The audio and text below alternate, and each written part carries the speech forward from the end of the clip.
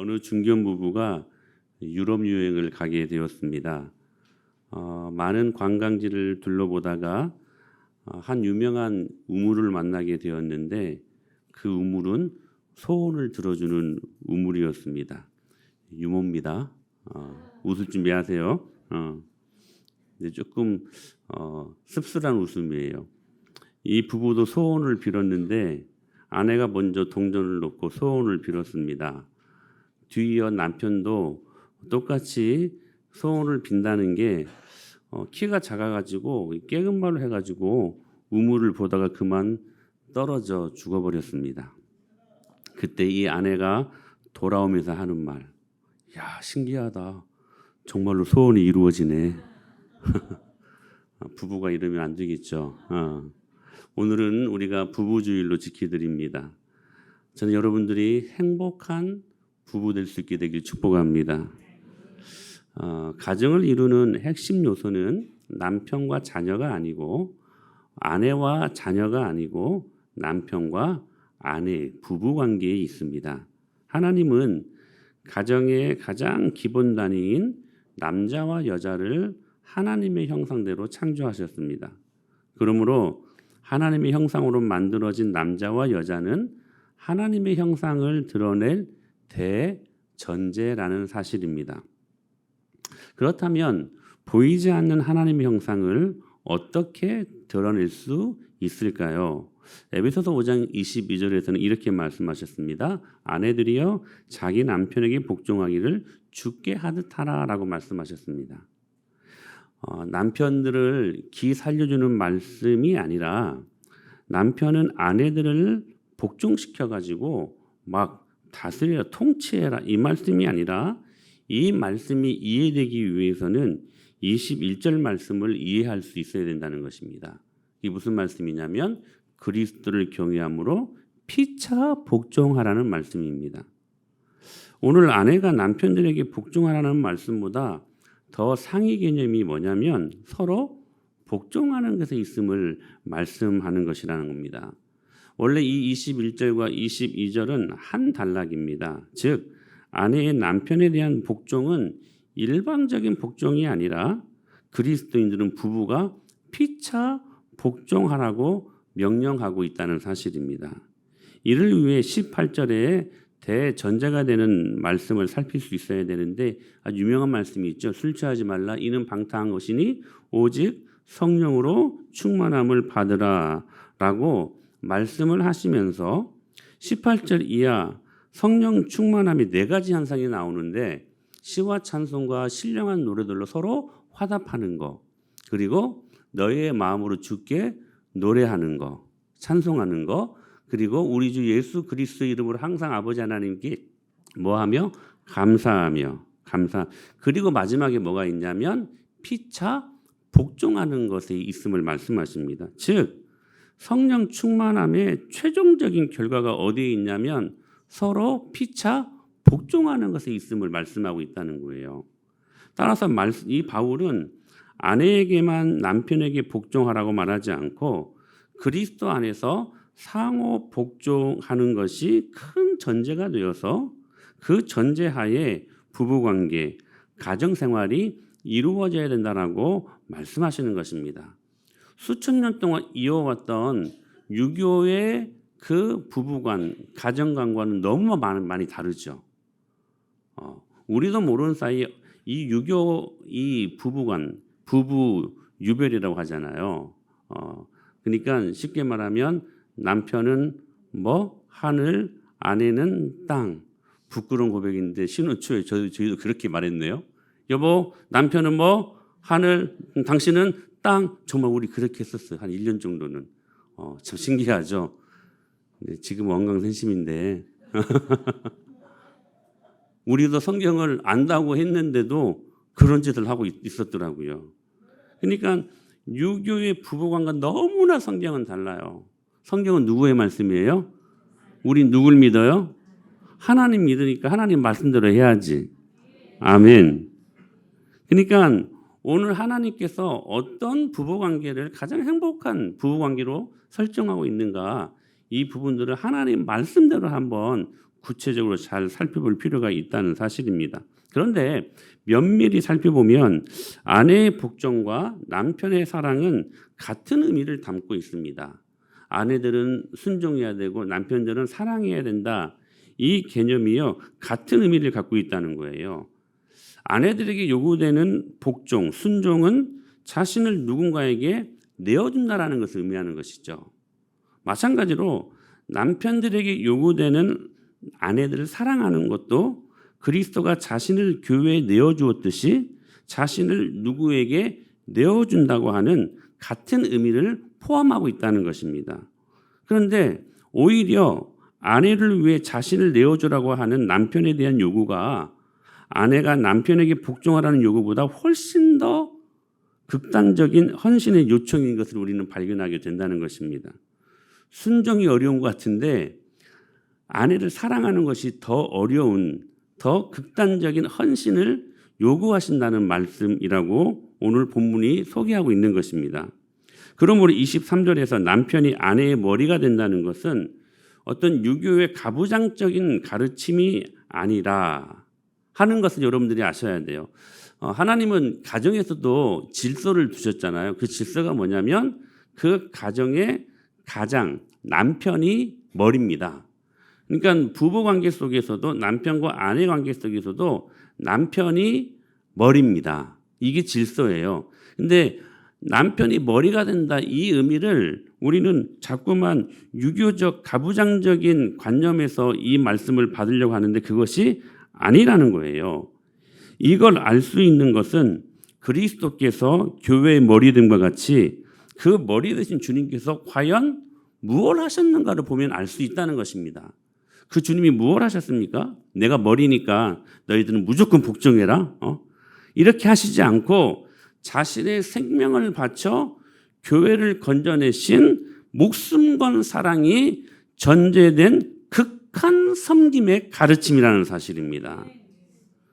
예수님의 그 헌신적인 순종으로 구원받은 교회가 그리스도에게 복종해야 하듯이 아내에게 요구되는 복종은 남편의 생명을 내놓는 헌신이 전제되어야 한다는 것을 기억해야 된다는 것입니다.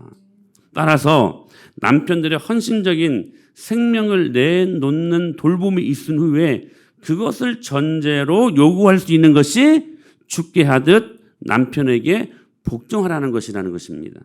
그런데 왜 여성들이 복종이라는 말만 나오면 민감하게 반응할까요? 무엇 때문일까요? 간단합니다. 남편들이 아내들을 위해 십자가를 지지 않기 때문에 그렇습니다. 원래 아담이 하와를 보면서 또 감탄하지 않았습니까?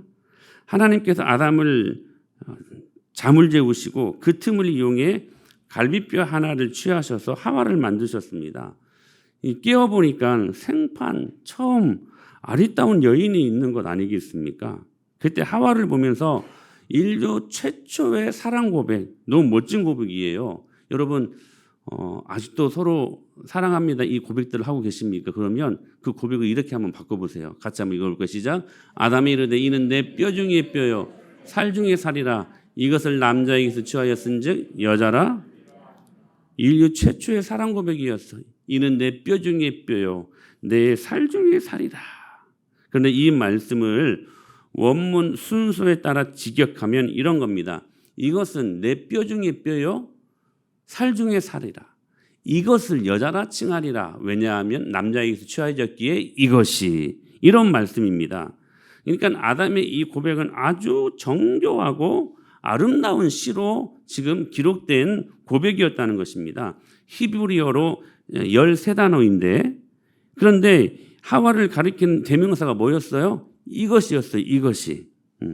잠에서 깨어나 보니까 비슷한 것 같기도 하고 짐승과는 다르게 생긴 한 형체가 있는데 여러분 아담이 할 수 있는 그 고백이 뭐였겠어요? 그래서 이것이라고 말하면 근데 이것은 그냥 이게 아니라 이 감탄사에 이것이 뭐 이런 거예요. 다르죠. 이것이 이게 아니라 감탄사에 감탄사. 이것은 내 뼈 중에 뼈요 살 중에 살이라. 이것을 여자라 칭하리라. 왜냐하면 남자에게서 취하였기에 이것이 막 이런 표현이었다는 거예요. 그런데 그 단어가 참 재미있어요. 위치가 어디에 있었냐면 첫 번째 위치에 있었고요. 그리고 7번 중간에 나와 있고요. 그리고 마지막 13번째 자리하고 있어요. 그러니까 무슨 말이냐면 아담이 지금 이것에, 아담이 지금 하와의 지금 그 모습이 완전히 앞뒤 중간 완전히 지금 둘러싸여 매혹당한 모습을 이 표현으로 지금 하고 있다는 사실입니다. 왜 아담이 여기에 매혹당했습니까? 이것이 자신의 살이었고 자신의 뼈였기 때문에 그렇습니다. 우리 남자 성도님들이요, 지금도 잠에서 깨어날 때 아내들의 잠든 모습을 보면서 아름다움이 빠져 사는 여러분들의 모습입니까? 헐. 지금 막 신혼의 단 잠에 단 꿈이라고 해야 되나요? 예, 빠져 있는 우리 깨소금 나는 우리 가선 전사님, 아직도 일어날 때 사모님을 보시고 전사님 보실 때 헐, 이것이 이게 아니라 이것이 그래서 하나님이 선언하신 것입니다. 그러므로 남자가 부모를 떠나 그의 아내와 합하여 둘이 한 몸을 이룰지니라. 신비입니다. 신비. 이 얼마나 가슴 벅찬 일인가 하는 것이죠. 그런데 이렇게 축복으로 시작된 결혼 생활은 얼마 가지 못해 비극으로 끝나고 말았습니다. 그 이유가 무엇입니까? 아담과 하와가 서로에게 하나님처럼 되려고 했기 때문이었습니다. 우리가 왜 잦은 부부싸움을 합니까? 이유는 단순해요. 서로에게 자기가 하나님 되고 싶어서 그런 것입니다. 뱀의 유혹에 하나님처럼 되고 싶은 욕망으로 선악과를 따먹은 그 순간에 아담과 하와는 뱀의 말처럼 눈은 밝아졌지만 그들의 벌거벗은 모습을 보면서 부끄러워하고, 그리고 그 수치심 때문에 무화과 나무 잎으로 부끄러운 부위를 가리게 됩니다. 그 이유가 무엇이었을까요? 남자와 아내가 서로 하나님처럼 행동하면서 상대방 모습 속에서 나와 경쟁하는 또 다른 신을 보게 된 것입니다. 벌거벗은 남자의 모습 속에서는 여자를 장악하려고 하는 공격적인 모습을, 벌거벗은 여자의 모습 속에서는 남자를 꼬드기려고 하는 유혹하는 모습이 보이자 남자와 여자는 벌거벗은 모습을 숨길 수밖에 없었다는 사실입니다. 결국 에덴 동산에서 실패한 부부관계는 서로 보완해주고 도와주는 관계가 아니라 서로를 지배하려고 하는 적대적인 관계가 돼버린 것입니다. 그러므로 오늘 진짜 부부관계 위기는 우리는 물질의 문제라고 생각하고 절대로 그렇지 않습니다. 돈의 문제가 아니고 어떤 가정은 성의 문제라고 보는데 성의 문란한 문제 때문에 생기는 것이 아닙니다. 현대 가정의 가장 큰 위기는 뭐냐면 부부가 그리스도 예수 안에서 영적으로 서로 성숙하려고 하지 않기 때문에 생기는 위기라는 사실입니다. 여러분 부부는 어떻습니까? 그리스도 예수 안에서 영적으로 서로 성숙하려고 애쓰고 몸부림치고 계십니까? 그리스도 안에 있지 아니하면 여러분 기억하셔야 됩니다. 누구도 결코 새로운 피조물이 될 수 없고 서로 지배하고 통제하려는 욕망에서 벗어날 수 없게 된다는 사실입니다. 우리는 서로 부부싸움을 실컷 하고 나중에 화해할 때 여보 내가 앞으로 잘할게, 용서해줘, 내가 정말 앞으로는 잘할게. 여러분 그 결심으로 부부관계가 잘 형통하게 원만하게 이루어집니까? 아닙니다. 사람이 결단으로 인간적인 각오와 결심으로 절대로 부부관계에 행복이 있는 것이 아닙니다. 그리스도 예수 안에 있을 때에 그 부부관계가 행복할 수 있는 것입니다. 그러면 우리는 계속해서 예수님 안에 거하려고 애쓰고 몸부림칠 수 있어야 된다는 사실입니다. 따라서 바울은 이 부부관계의 윤리적인 문제를 이야기하기 전에 뭐라고 말씀하시냐면 너희는 성령으로 충만함을 받으라. 성령으로 충만함을 받으라 라고 먼저 권면합니다. 요즘 심리학 상담학이 얼마나 많이 발달되어 있습니까? 뭐 오은영 박사의 금쪽 같은 내 새끼 뭐 이런 많은 솔루션을 주는 프로들이 있지 않습니까? 많이. 근데 여러분 지금 바울은 윤리적인 문제로 그리고 어떤 도덕적인 잣대를 가지고 이 부부관계의 행복을 말하는 것이 아니라, 물론 그런 스킬도 필요합니다. 그런 방법도 필요합니다. 그러나 그 말씀을 하시기 전에 뭐라고 말씀하시냐면 성령으로 충만함을 받으라고 권면하고 있다는 것입니다. 무슨 말씀이냐면 성령 충만하라고 먼저 권면하고 난 그 다음에 성령 충만함의 한 방식으로 아내는 교회가 그리스도에게 순종하듯이 남편에게 순종하고, 남편은 그리스도가 교회를 위하여 자신을 희생하였듯이 사랑하라고 권면하고 있다는 것입니다. 그러니까 단순히 인간적인 어떤 결심과 인간적인 어떤 부부관계에 솔루션을 주는 스킬로 되는 것이 아니라는 거예요. 성령 충만하면 된다는 거예요. 이게 무슨 문제라는 것입니까? 영적인 문제라는 거예요. 영적인 문제. 그래서 바울은 뭐라고 말하냐면 이 비밀이 크도다. 내가 남편과 아내에게 말하노라라고 말하지 않고 뭐라고 말합니까? 내가 그리스도와 교회에 대하여 말한다라고 말씀하고 계십니다. 지금 부부관계 이야기를 하는데 왜 갑자기 그리스도와 교회 관계를 지금 설정하면서 이 문제를 지금 해석하려고 하는 것일까요? 여러분, 행복한 가정을 이루는 핵심으로 부부관계를 말씀하시는데 그리스도가 교회를 위해 어떤 희생을 하셨는가, 이것이 행복한 부부관계의 비밀이기 때문에 그거 먼저 배우라는 것입니다. 사랑하는 여러분, 그리스도께서 어떻게 교회를 위하여 희생하셨습니까? 오늘 25절, 26절에 이렇게 말씀하시죠. 시작.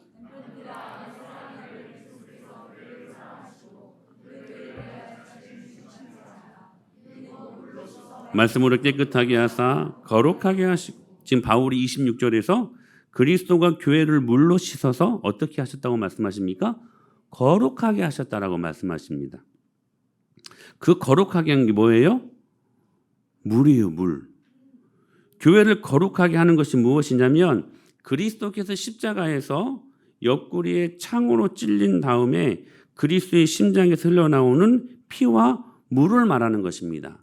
그 피와 물이 거룩하게 하는 주님이 주시는 통로라고 말씀하신다는 거예요. 왜 물이 나왔을까? 이 물의 의미가 뭘까? 자, 보시면 예수님은 십자가에 매달리셨습니다, 위에. 근데 로마 병정들이 그 옆구리를 긴 창으로 찔렀습니다. 옆에 엘리베이션이 있었던 게 아니에요. 쭉 올라가가지고 수직으로 옆구리를 수평적으로 딱 찌른 게 아니었어요. 그렇죠? 밑에서 배 옆구리를 찔렀습니다. 그러니까 이게 사선으로 간 것이죠. 그래서 무엇을 통과했냐면 심장을 통과한 거예요. 심장을 통과할 때 물이 나옵니다. 지금 그것을 말씀하는 거예요. 요한복음 19장 33절에서 이렇게 말씀하셨어요. 시작. 그중 한 군인이 창으로 옆구리를 찌르니 곧 피와 물이 나오더라 라고 말씀하십니다. 그리스도께서 교회를 거룩하게 하는 물은 창에 찔린 옆구리에서 나온 물이었어요. 어디에서 나온 물? 옆구리에서 나온 물. 옆구리를 뚫고 들어간 창이 그리스도의 심장을 터뜨려 흘러나온 물. 즉 그리스도의 심장에서 나온 물이 교회를 거룩하게 하는 가장 중요한 요소라는 것입니다.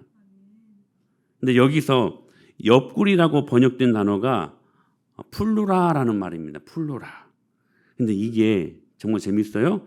창세기 2장에서 아담을 깊이 잠들게 해서 갈비뼈 하나를 빼내어 하와를 만들었다고 했을 때에 그 갈비뼈를 70인경에 보면 풀루라고 이야기합니다.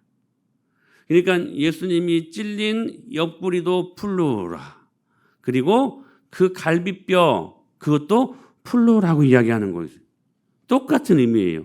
무슨 말씀이냐면 저자가 지금 무엇을 강조하려고 한 거냐면 신부를 얻기 위해서 옛 아담의 옆구리에 큰 상처가 생긴 것처럼 교회를 얻기 위해서 새 아담 예수 그리스도께서는 동시에 옆구리에 당신이 상처가 나야 했다라는 것을 말씀하고 있다는 것입니다.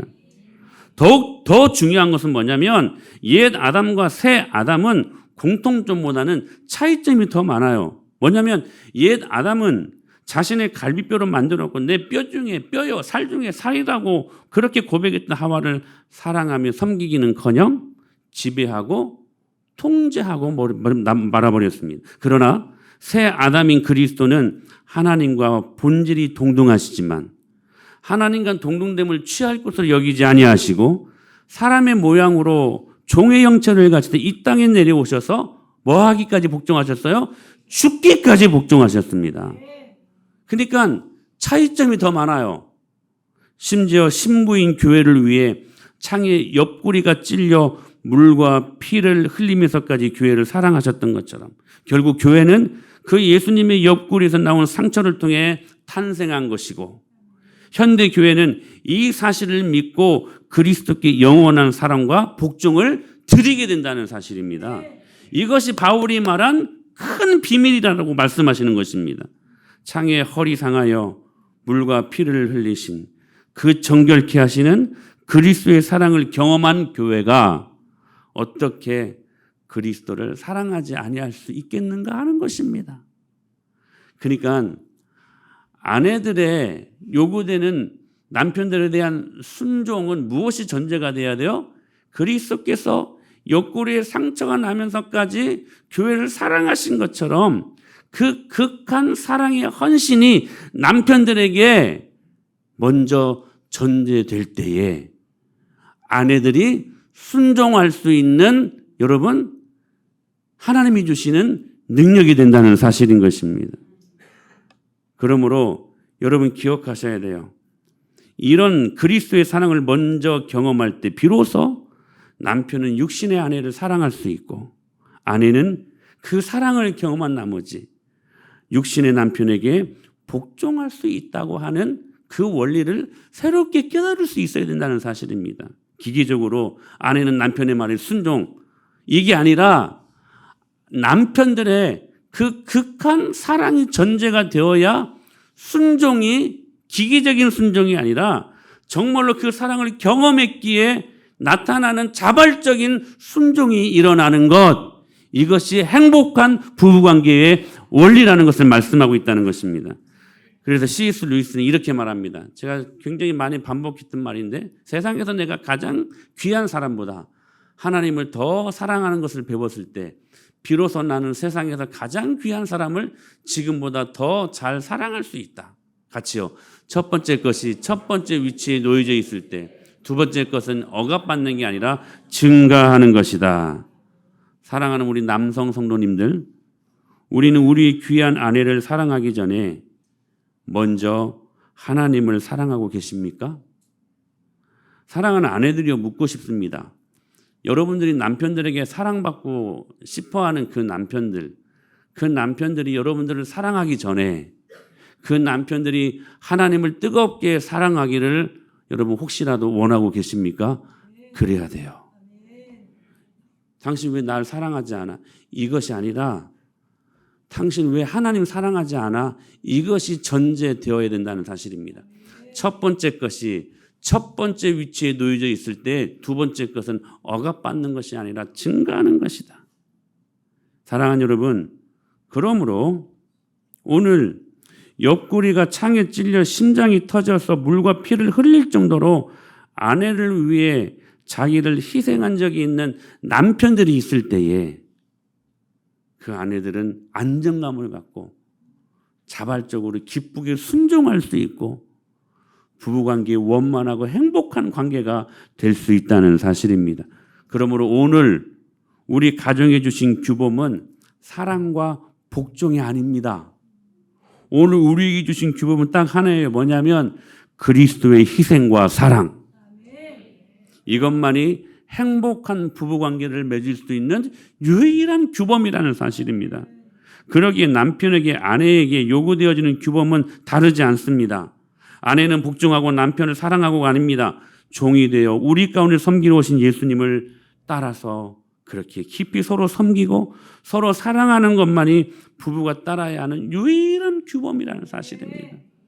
사랑하는 여러분, 하나님 많이 사랑하는 남편들 되십시오. 그리고 하나님 많이 사랑하는 아내들 되십시오.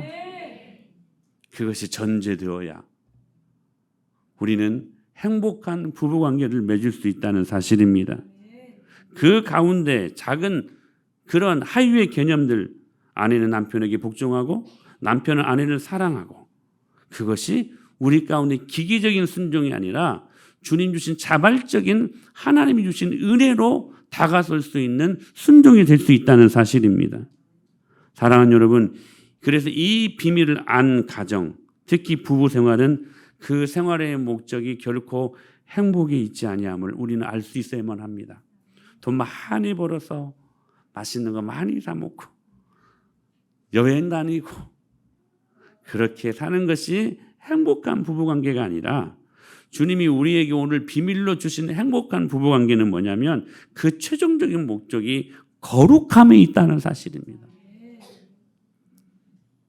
내 남편이 잘 되는 거, 여러분 그 행복을 죄라고 여길 수 있겠습니까? 아니요. 그렇게 되어야 됩니다. 내 자녀들이 좋은 데 가고 잘 여러분 출세하는 거, 여러분 죄입니까? 귀한 일입니다. 그러나 그것이 목적이 아니라는 거예요. 우리 부부관계의, 우리 가정의 최종적인 목적은 거룩하여 행복한 사람들입니다. 그게 그리스도인들이어야 돼요. 하나님과 상관없는 행복이 아니라 하나님과 상관 있는 거룩이 전제되는 행복. 할렐루야. 저는 여러분 이 은혜가 여러분 가정 안에 임하게 되기를 축복합니다. 그러므로 그리스도의 희생과 사랑이 전제된다면 서로 기질이 다를 수 있죠. 다를 수 있죠. 성격도 다를 수 있죠. 취향도 다를 수 있죠. 그러나 다 다를 수 있지만 그리스도의 사랑과 그 희생을 경험한 부부관계는 얼마든지 다르고 다 다를 수 있지만 한 몸 되어 하나님이 원하시는 거룩한 행복한 삶을 살 수 있게 된다는 것입니다. 오늘 바울이 말하는 이것이 큰 비밀이었습니다. 사랑하는 여러분, 오늘 그 은혜가 저희들 심령 속에 임하길 간절히 축복합니다. 그 거룩의 전제가 무엇이냐? 그리스도의 희생과 사랑이라는 사실들을 깨닫고 오늘도 이 말씀 안에서 행복한 부부관계를 믿음으로 경험하는 저와 여러분들 될 수 있기를 간절히 축복합니다.